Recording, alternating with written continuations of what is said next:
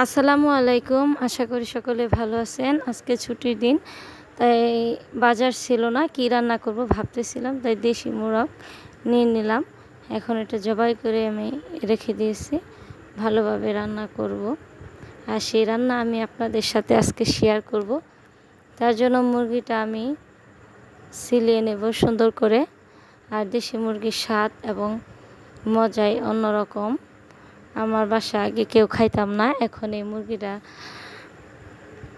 খাওয়া শিখছি।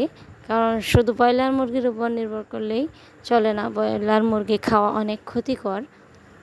একটা ব্রয়লার মুরগি খাওয়া 3টা অ্যান্টিবায়োটিক ইঞ্জেকশন নেওয়ার মতো ক্ষতিকর একটা জিনিস।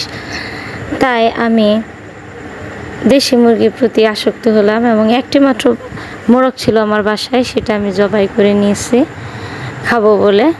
মেয়েরাও আবদার করছিল, তাই আমি রান্নার জন্য সেটা প্রস্তুত করতেছি। ভালোভাবে ধুয়ে আমি এখন এটা রান্না করব। আমি সাথে রান্না করব, আরও ভাবলাম কি রান্না করা যায়। এক মুরগি দিয়ে তো খাওয়া যাবে না, তাই আমার খাবারের আয়োজনে আমি শাকও রাখলাম। শাক আমার খুব প্রিয়, যে কোনো শাক আমি রেডি করে রাখছি। শাকটা কী শাক আপনারা কমেন্টস করে জানিয়ে দিবেন। শাকের জন্য আমি মরিচগুলা ভেজে নিচ্ছি। মরিচ দিয়ে শাক খেতে কিন্তু ভীষণ মজা। আর আমি যে শাকটা রান্না করছি দেখলে অবশ্যই আপনাদের খেতে মন চাইবে। শাকের জন্য আমি রসুন ফোড়ন এবং একটি শুকনো মরিচ ভেঙে দিয়েছি, যাতে একটু একটু ঝাঁজ লাগে খেতে। শাক আমার প্রায় পেঁয়াজ এবং রসুন ভাজি হয়ে গেছে, আমি শাকগুলো দিয়ে দেব। শাক রান্না করতে করতে ভাবলাম যে প্রত্যেকটা মানুষের জীবনে টাটকা সবজি খাওয়া অত্যন্ত জরুরি। না হয় শরীরে বিভিন্ন রোগ প্রতিরোধ ক্ষমতা কমে যায়।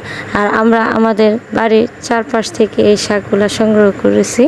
গ্রামে সাধারণত আনাচে কানাচে বিভিন্ন শাক পাওয়া যায়, সেখান থেকে শাক রান্না করে খাওয়া যায়। কারণ ওই শাকটা টাটকা থাকে, ভেজাল থাকে না, একদম বাড়িতে লাগানো গাছ থেকে শাক, কলমি শাক আমি একদম কুচি কুচি করে সাথে 2-1টা সজনে পাতা দিয়ে কেটে নিয়েছিলাম। দেখেন শাক রান্না আমার শেষ। কত কালারফুল লাগতেছে শাক দেখতে, মনে হইতেছে এখনই খাওয়া যাবে। এই শাক দিয়ে 2-3 প্লেট ভাত খাওয়া যাবে। শাক রান্না করে আমি কড়াইয়ে তেল দিয়ে আলু দিয়ে আজকে গরুর মাংস রান্না করব। তাই জন্য আলু তেলে ভেজে নিচ্ছি। অনেকক্ষণ ভেজে নেওয়ার পর আলুগুলো দেখবেন একটা কালার চলে আসবে, ফ্লেভার। আর এই আলু কিন্তু তরকারি রান্না করার আগে ভেজে নিলে ওই আলু দিয়ে মাংসের তরকারিটা ভীষণ স্বাদ হয়। আর আমি এই জন্যই কয়েকটা আলু নিয়েছি দেশি মুরগিতে। আজকে ভাবলাম যে আলু দিয়েই রান্না করে খাই।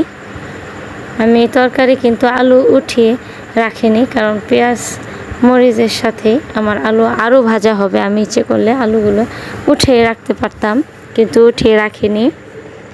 এখন আমি পেঁয়াজ কুচির সাথে আলুগুলো আবারও ভেজে নেব, একসাথেই কিন্তু ভাজা হয়ে যাবে। আর এই ভাজি আলু দিয়ে মুরগির মাংস রান্না করলে অন্যরকম স্বাদ আসে। দেখে অবশ্যই যে কেউ দেখলে অবশ্যই এভাবে রান্না করে খেতে চাইবেন। আর আমার হাতে রান্না আমার হাজব্যান্ডের অনেক পছন্দ, আমার মেয়েরাও খুব পছন্দ করে। আম্মু তুমি এত সুন্দর করে কিভাবে রান্না করো? আমি এই রান্না আসলে আমার মায়ের কাছ থেকেই শিখেছি। আমার মাও এভাবে আমাদের রান্না করে খাওয়ান, আর মায়ের কাছ থেকে আমার রান্না শেখা। ছোটোবেলায় মা আমাকে দিয়ে মাঝে মধ্যে রান্না করাইতেন, আর সেখান থেকে আমি রান্নাটা শিখছি। আপনাদের যদি ভালো লাগে আপনারা আমার মতো অবশ্যই এভাবে রান্না করে একদিন খেয়ে দেখবেন। আমি কিন্তু এখন আলুর সাথে মশলা দিয়ে আমি কিন্তু একটু পানি দিয়ে নিয়েছি, কষিয়ে নেব। সাথে আমি আবার মুরগিগুলাও একসাথে, মাংসগুলো একসাথে দিয়ে নেব। প্রত্যেকটা মশলা কিন্তু আমি আস্তে আস্তে করে দিব। দেওয়ার পরে মাংসগুলো আমি দিয়ে সুন্দর করে কষিয়ে নিব। মাংসর স্বাদ তো আসলে কষানোর মধ্যেই। যে কোনো রান্নায় আপনি ভালো করে কষাইলে ওই রান্নাটা খেতে ভীষণ মজা হয়। আমার চুলায় কিন্তু অত্যন্ত জাল জ্বলে গেছে। আর মাটির চুলায় রান্না অত্যন্তই সুস্বাদু। গ্যাসে বা কুকারে আপনি যেখানে রান্না করেন ঝটপট কিন্তু হয়ে যায়। ওই রান্নাটা কিন্তু মাটির চুলায় আপনি মাটির চুলার মতন এত স্বাদ পাবেন না। মাটির চুলায় কিন্তু রান্না করলে একটু সময় লাগে বেশি, কিন্তু রান্নাটা বেশ সুস্বাদু হয়, খেতেও ভালো লাগে। আমি দেখেন আমার কষানোর সবগুলো মশলার উপাদান একসাথে দিছি, দেখতে অনেকটাই কালারফুল লাগতেছে। আমি লবণটা একটু পরে দিয়েছি কারণ মাংসটা যাতে নরম না হয়ে যায়। আর এটা দেশি মুরগি, নরম হবেই না। আপনি যতক্ষণ ইচ্ছে মন মতো কষিয়ে নিতে পারবেন। আমি আমার যথেষ্ট সময় নিয়ে মাংসটা রান্না করতেছি আস্তে আস্তে। মাংস কষানো শেষ হইলে আমি এখানে পানি অ্যাড করে দেব।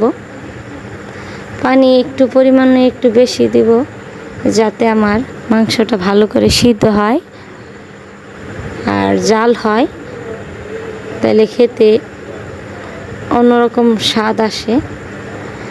আমার কষানো কিন্তু প্রায় শেষ হয়ে গেছে। আমি আমার পানি অ্যাড করে দিলাম।